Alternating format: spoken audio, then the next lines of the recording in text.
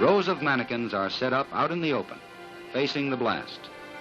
Each item of clothing and each color was carefully selected to give much-needed survival information. With the new emphasis on nuclear arms, smaller atomic tests in the Nevada desert now became public spectacles as the administration set out to teach the American family survival skills for the nuclear age. Operation Q, the atomic test program of the Federal Civil Defense Administration, as seen by June Cowan, reporter. I arrived at Civil Defense Headquarters the day before the explosion was scheduled to take place and checked in at once with the official who was to brief me about the test. I need hardly tell you that I was anxious to learn all I could about the various types of houses to be tested. Mannequin families supplied by private industry will represent Mr. and Mrs. America.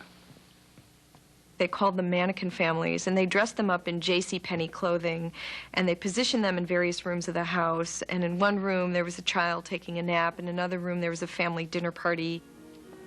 And one of the things that they did was they placed families hiding underneath shelters. I was especially interested in the food test program. As a mother and housewife, this appealed to me. They equipped each of these homes with refrigerators, typical appliances one would find in a home, the kinds of foods one would eat, from baby food to adult food, and they exposed them to blast. 5, 4, 3, 2, 1, 0.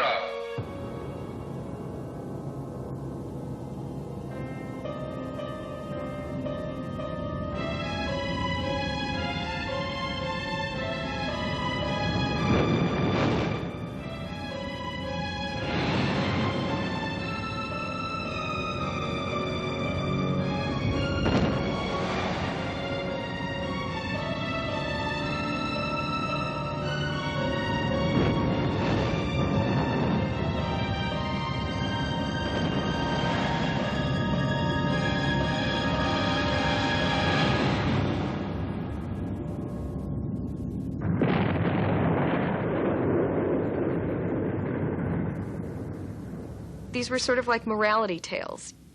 Each film, each brochure was a morality tale. If you didn't prepare, you have only yourself to blame for being wounded or killed. Remember this dining room group? Effects of an atomic blast in the house farthest from ground zero. Injury, perhaps death, in a tangle of debris, the result of being unprepared. House number 1, nearest ground zero, almost complete destruction, a mass of rubble and debris. Yet, in this lean-to shelter, you discover indications that a human being might have survived the blast with simple protection. It asked American families to think about themselves not just as friends, neighborhoods, family members, but as warriors of a Cold War. And this really introduced a military purpose and practice into American family life.